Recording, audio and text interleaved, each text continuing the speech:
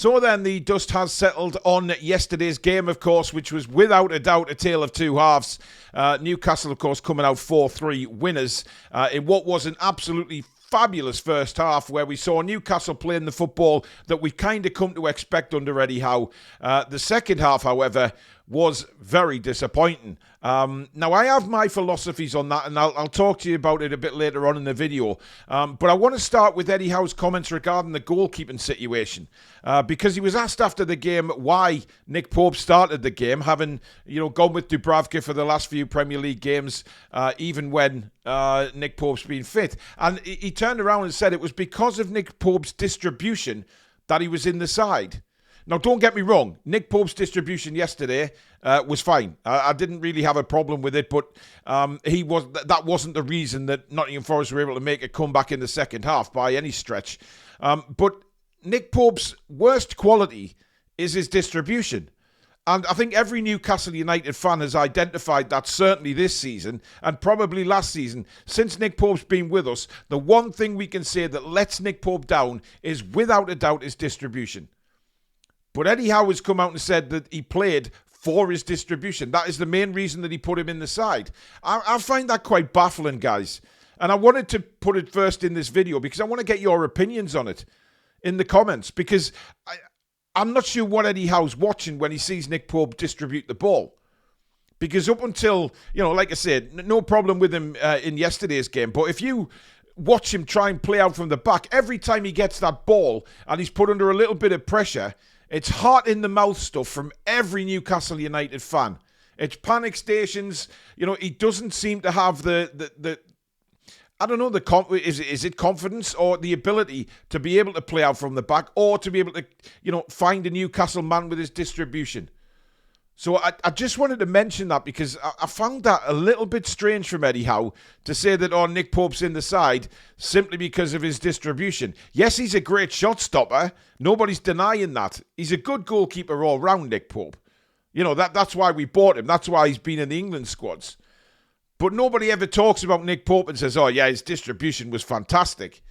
I don't remember anybody saying that, actually. So I found it very, very strange. But let me know. Did you find that weird from Eddie Howe? Saying that he was in for his distribution? He could have turned around and said his reflexes or his, whatever it may be. But his distribution I found weird. Very, very weird. Now, on the game itself as well, of course, Newcastle absolutely destroyed Forest in the first half. Completely and utterly destroyed them. It was a wonderful, wonderful performance. And, everybody was on their feet at half-time, buzzing. We'd scored 4 goals. Yes, we'd given one up, the first goal, as we normally do.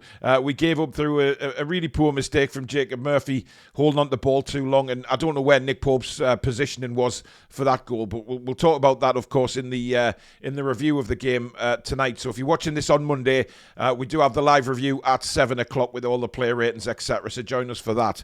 But coming out for the second half, I was expecting a little bit of the same. Let's go and, improve the goal difference, if you like. The goal difference has took a bit of a hit, certainly against Bournemouth. Then we lose to Fulham. Then we get stuffed off Man City. So you want that goal difference to be turned around again because that could be very important at the end of the season.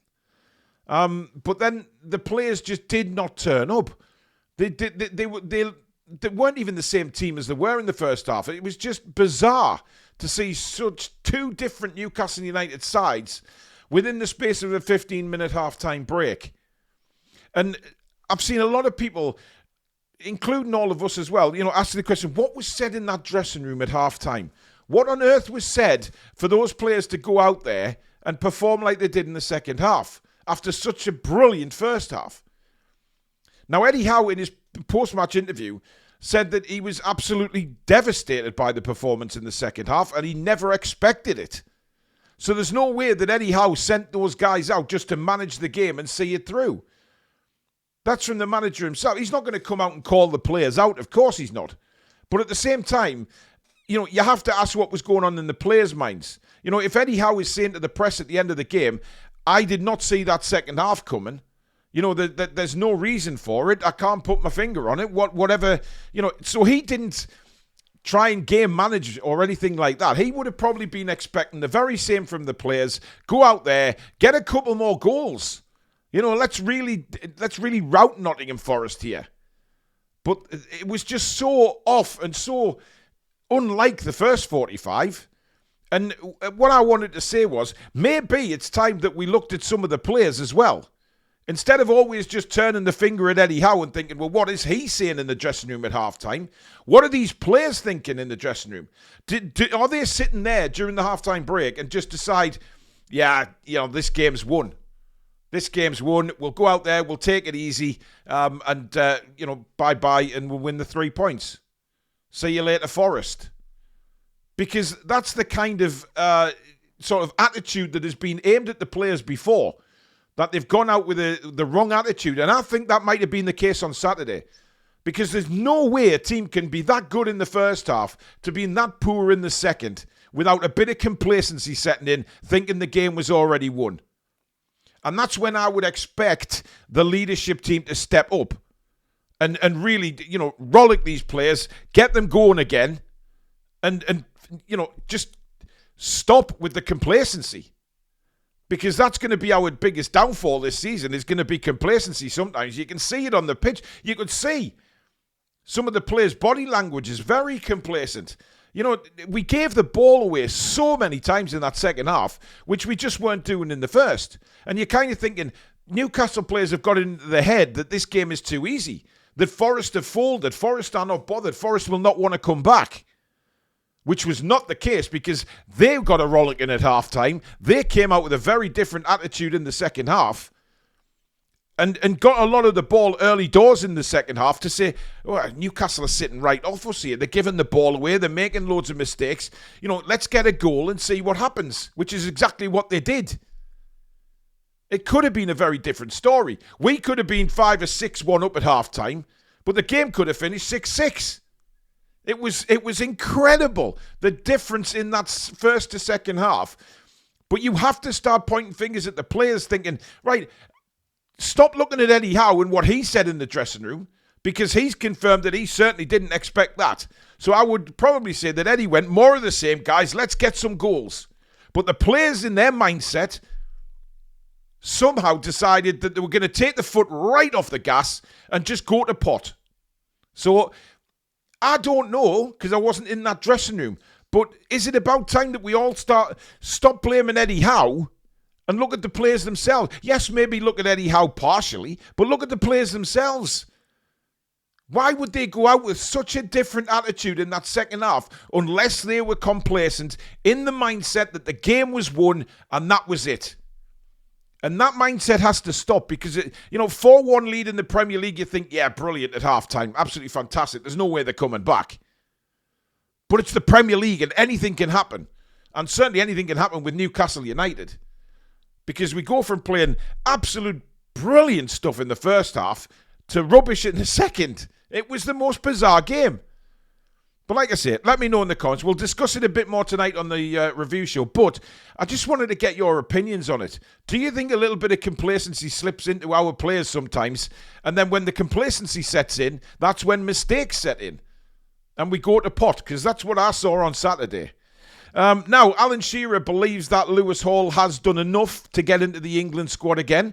Obviously, Thomas Tuchel is going to be naming his first ever England squad very soon for the matches in March. And Alan Shearer thinks that Lewis Hall has done enough. Now, for me, I agree with him. I think Lewis Hall, he's had a bit of a rough couple of weeks, no doubt about it. But what player doesn't? Everybody goes through a rough couple of weeks. But he was magnificent on Saturday. One of the standout players by a long way. Getting forward, defending really well. The kid's got an engine on him, and I really do think Alan Shearer's right. He deserves to be in that England squad. So, the backing of Alan Shearer goes a long way these days, so hopefully Thomas Tuchel will take note of that and, of course, include him again because he's already been in the England squad, of course, last time out, so hopefully he'll get in there again. Now, West Ham are a team that are interested in Newcastle United target Jonathan David. Of course, the Lille striker is very much linked with Newcastle United in the summer. However, West Ham have upped their interest in him. But all the reports are saying the same thing, that Newcastle United remain top of the list and in the front runners to sign Jonathan David. This has been going on a long time now. Jonathan David, Newcastle United links. They've been there for weeks and months, of course, with David's contract ending in the summer. So he could possibly join Newcastle United on a free. However, West Ham are now interested in him, and it could be a bit of a battle because we know that there's other clubs interested in him as well, certainly from the Premier League and across Europe. This will not be an easy man to get, but if you believe the reports, Newcastle United are very much still the front runners.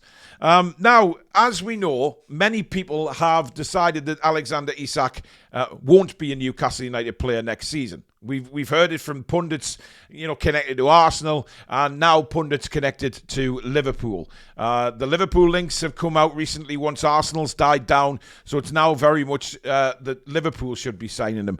Now, John Arisa, the former fullback at Liverpool, says that Isak would absolutely love to sign for Liverpool.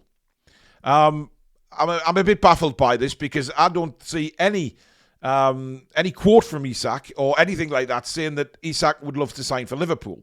This is very much just, again, a Liverpool player or former Liverpool player saying that Liverpool is the greatest team on earth, and how would anybody turn them down? Why would anybody not want to play for Liverpool Football Club? It's all this garbage, again, just like the Arsenal situation. John Arisa believes that he would love to sign for the Reds and believes that Liverpool should actually try and sign him in the summer.